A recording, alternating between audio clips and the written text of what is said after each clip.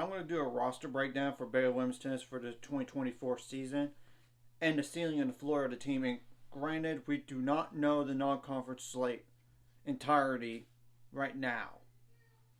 It's not been posted on the website, but I'm sure it will be. And once it is, I'll break that down in terms of NCAA tournament teams, winning record teams that didn't make NCAA, and losing record at a different date.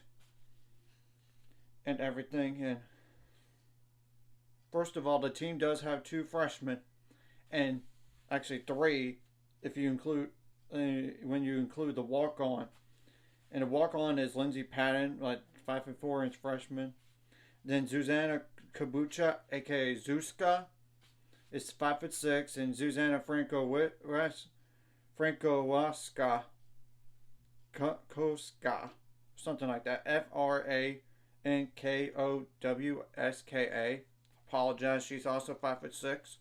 Both those freshmen, the Zuzanas, are from Poland, and you could call Zuzana Frankowaska Frankie. That's her nickname. So that's that on the freshmen. Now, in terms of sophomores, we do have 3 of those, and Danielle Tuhten, Tuhten, 5'6" from Canada. Lauren Littell, 5'10". Danielle Dimitrov, 5'10". Now, in terms of juniors, we do have 3 of those. And yes, we still do have 3 because Sierra Berry is new as a junior, 5'10" tall. Lyubov, or aka Luba Koskenko, 5'6", and Brooke Thompson, 5'10". And we do have 1 grad senior in Isabel Harrison, 5'5" 10 inches tall, and she is done after this year. And the other seniors, Mishka Kadlikova, or something like that, Kadleckova. I apologize on that.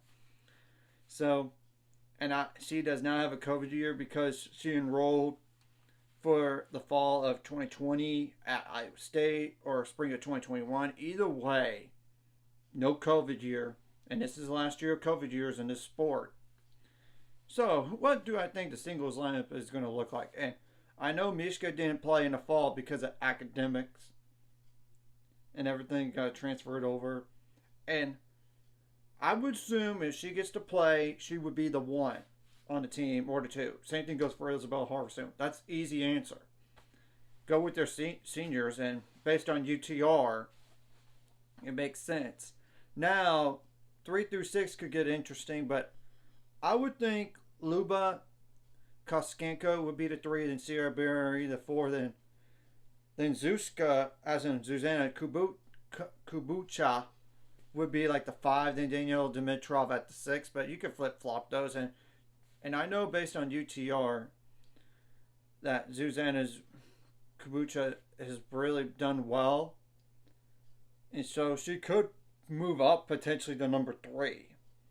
But it's a good problem to have, and I would think the number 7 player would be either Zuzana Frankowaska or Daniel Tuhten. I mean, that's the thing. That should be the 7 and 8. Now, the number 9, I would have to assume. Yeah, and Sierra Berry would be like the 4 spot. Yeah, like I said. Just want to make sure I cover that, in my opinion. Yeah, the number 9 would be, I think,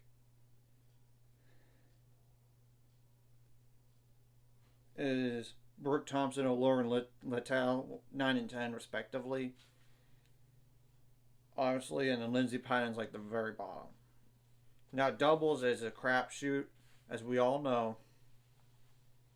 I mean, they used a lot of different combinations. I think Mishka would be somewhere in the doubles lineup. I just don't know where.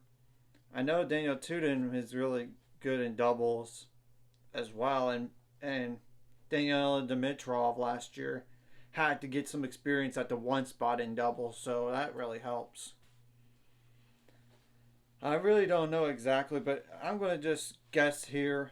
I would put like Isabella at 2 or 3 in doubles and put Mishka at 1 in doubles. I would put Mishka at 1 with, I'm just going on top of my head here,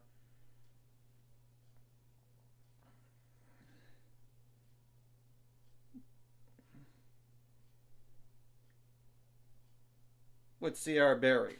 I'm just going to just guess that. Yeah, then I think Isabel Harson would be with Daniel Tudin at number 3, potentially. But number 2, I would go with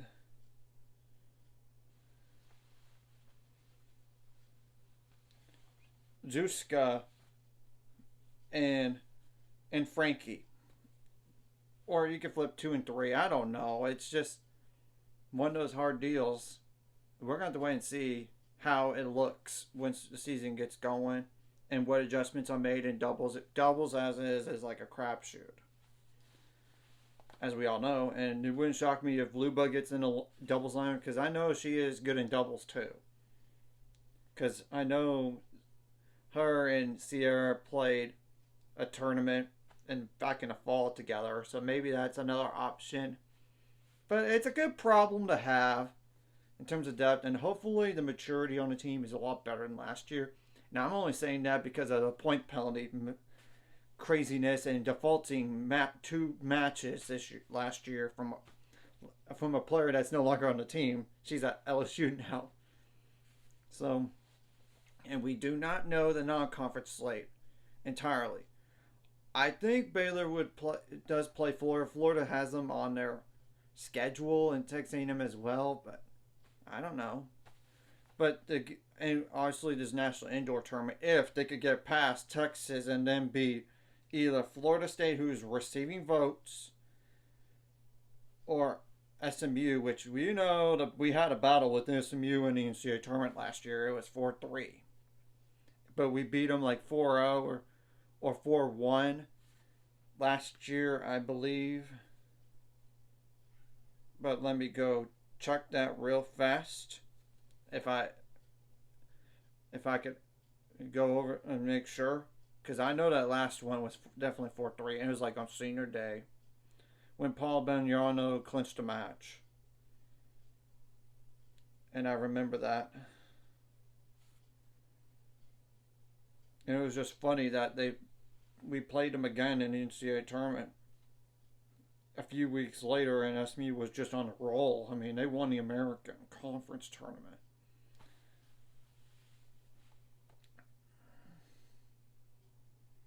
And granted, some of the struggle last year was not having Luba to play. She was not cleared for whatever reason. Even though she played in the fall, she was not cleared for a certain amount of time. And it just takes some time to get adjusted to the team and the system and everything, and the courts as well. I'm just pointing that out. And I don't think she played at Syracuse. Like, I think she was. I don't know. But let me go back. And supposedly we play like Washington and Washington State too, according to their schedules. Yeah, it was 4-1 against SMU in the last home match a year ago. So now, what do I say in terms of the floor for the Big 12 side of things? 6th or 8th, to be honest, and we're preseason picked 5th. And TCU could be improving, so, and they won the NIT last year, but then again, basically an NIT of women's tennis, but then again, it was only 8 teams. That's the thing. And we do have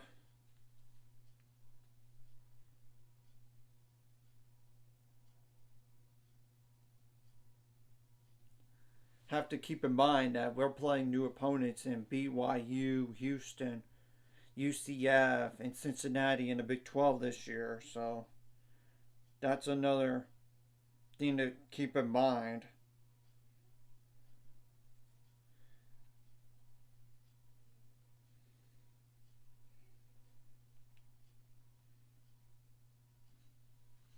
and all this, and it'll be interesting for sure.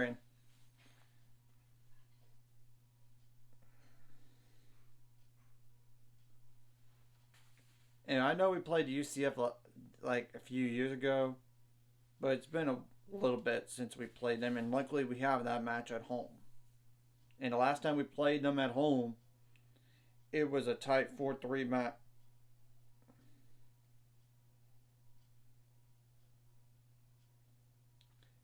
It was a 4-3 match right before the season got shut down.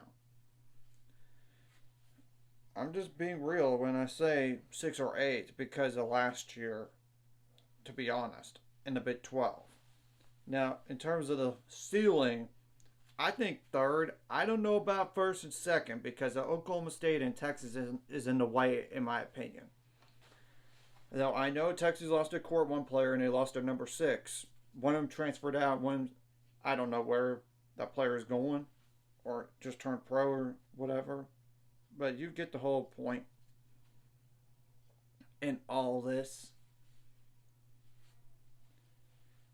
And it's going to be a good test to see where we're at when we play Texas in the ITA kickoff weekend. And if we do win that, we'll go to the National Indoor Tournament, which will be held in Washington, by the way. And yeah, it's really.